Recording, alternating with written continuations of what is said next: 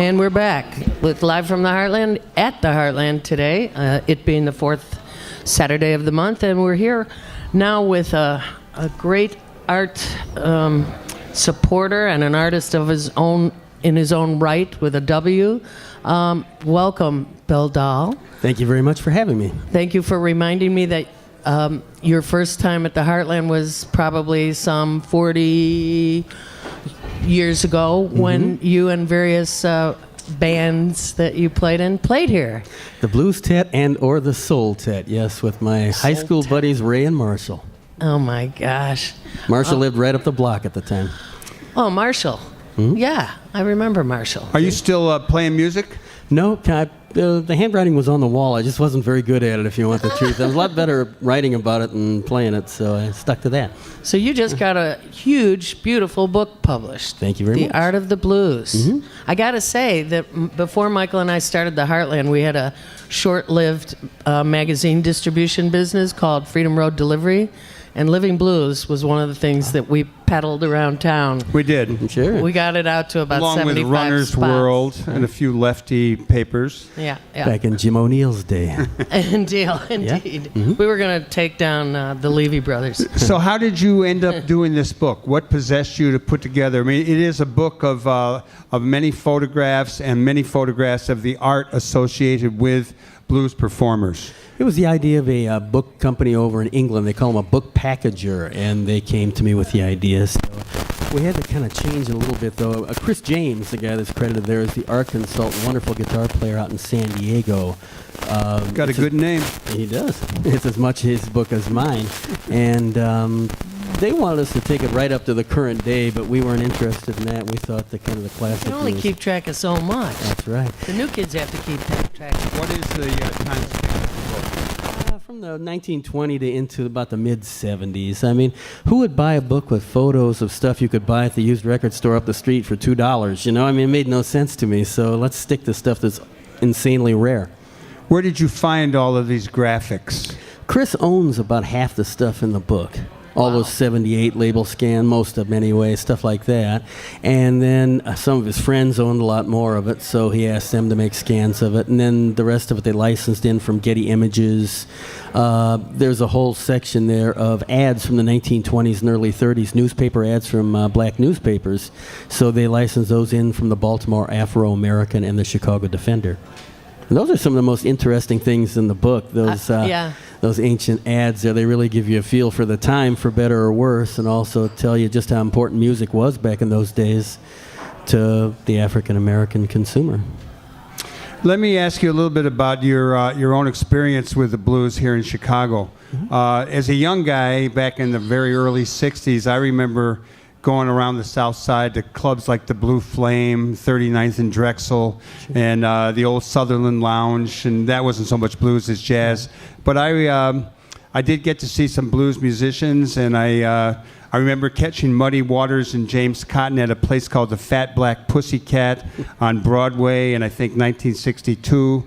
I'm just wondering if you would share any stories about your own travels around to blues clubs and those kind of things. Because to me, as a young white suburban-raised kind of kid, it was an eye-opener, and it was one of the most wonderful and warmest experiences over time in my entire life. Yeah, well, I started going in the mid-1970s around Otis Rush in particular, who was from Philadelphia, Mississippi, actually, bringing that all together. Back to the Reagan announcement. Yeah. But Otis, he was playing at this little place called Zim's. It was off of Clark on Diversey. It was a basement club. Didn't last for long. And I talked my mom into coming with me because I was a little scared to go in the clubs. I love it. I was barely old enough to get in. Me and my mom, we went Me down. and my mom at the blues show. She Went dug underground to hear the blues. I want to be that mom. Yeah, she dug the blues. She always did, you know. So we go in there, and Otis would just, at that point, just make the hair stand up in the back of your neck. And so I started following him around to Wise Fool's Pub and Biddy Mulligan's and all those joints. I remember seeing Otis many times. He really did play around. In the late 70s, he was just astonishingly good. I mean,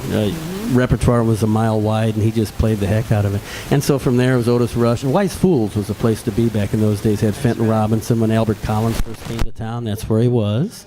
guy named Dave Ungerleider ran it back then. I know Dave real well. Yeah, and so we would always go. They had those 4-night stands, so you'd go about the second night. So it wasn't the weekend, but they were settled in, and Mighty Joe Young might be there, or James Cotton, or who the late great now, or any number of other, Willie Dixon, Memphis Slim, saw them all there.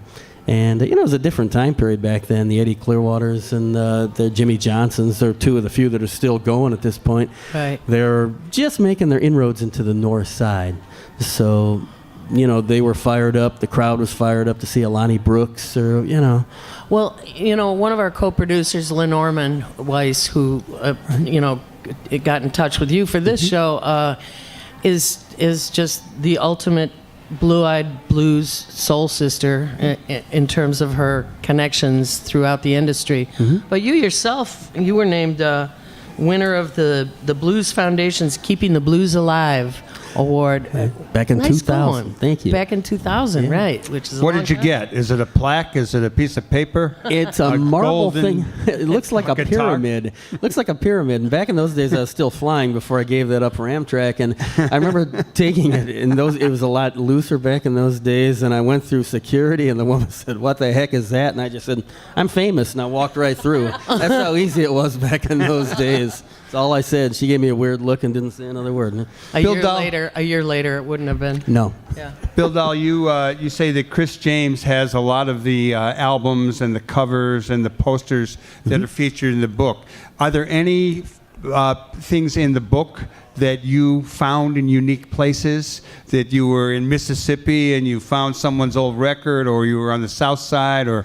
That's what he found, a lot of it. There's very little of my ephemera in there because I, A, don't have any money to buy it, and B, You didn't go digging into people's trunks. No, a few album covers in the last chapter from the 60s, like the Junior Parker, are mine. But for little Junior Parker. Oh, yeah.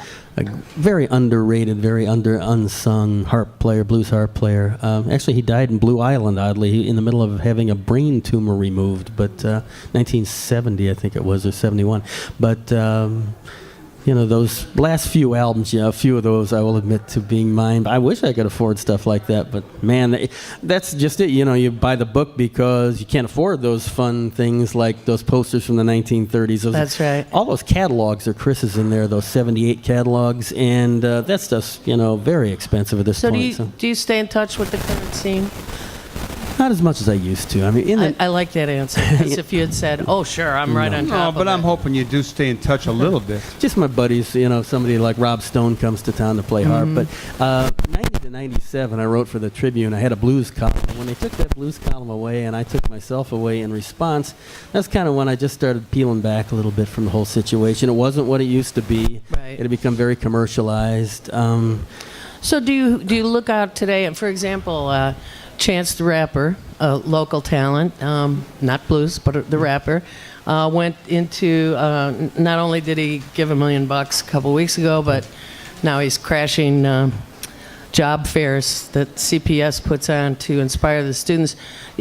Do you have any observations about the younger coming up musicians and what their connection or not to the communities? It just seems like most of the stuff that the Blues Cruise crowd, which is basically what a lot of this thing is generated by at this point, people that all go out and party with them out on those expensive blues cruises, they have their own little niche, their own little clique there, and I don't think it's really associated with much of anything as far as helping people or anything else, socially, but it's so small at this point. I mean, the interest in contemporary blues, is so teeny. Sadly, the same with jazz, the same with any kind of, roots music. Not much interest in it anymore, especially from a commercial standpoint. You remember in the early 90s when Madison Avenue was excited and putting all that blues in those radio, TV commercials and everything? Right. Boy, you don't see that anymore much, do you? I did go last week, though, down to the Chicago Blues All-Stars were guests on the show, and then they played at the Live from the Heartlnad benefit. And they invited me down to I'm blocking the place. It's like 2300 South Michigan, I think. And they have a nice little scene there. It's at a Motor Row Brewing Company, and they have some younger guys doing the blues too. There's a few white guys playing with them, but it does remind you of a kind of an old blues jam. Well, there were plenty of white guys playing back when I was going in the 70s, too. Bob Levis was on rhythm guitar for Otis Rush that night, a fine guitarist in his own right. It's never a matter of color. It's a matter of whether they understand the concept or not. Most of the younger guys, both white and African-American, tend to play rock and pass it off as blues now. I like the real thing, the traditional thing, as does Chris, obviously. So, Bill Dahl, what are you working on in your writing these days? I just finished up Benny Turner's autobiography. He's Freddie King's brother, so a lot of Freddie King stories in there. It'll be out in the spring, I think. Freddie King. Boy, I hope we can... How do people find you on the World Wide Web? Oh, I got my own website, BillDahl.com. Great name for it, I thought. And DAHL. yeah, .com. Bill Dahl, yeah. BillDahl.com. Well, we want to thank you for coming Facebook. on. And Facebook. And there's one thing I'd like to plug quick in Please. just 10 seconds.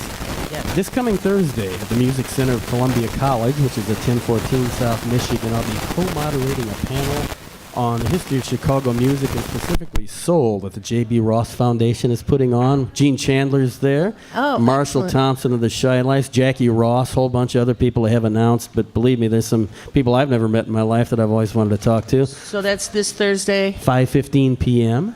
Okay. at 1014 South Michigan, and sure like to see people there. Believe it's free, so come on down.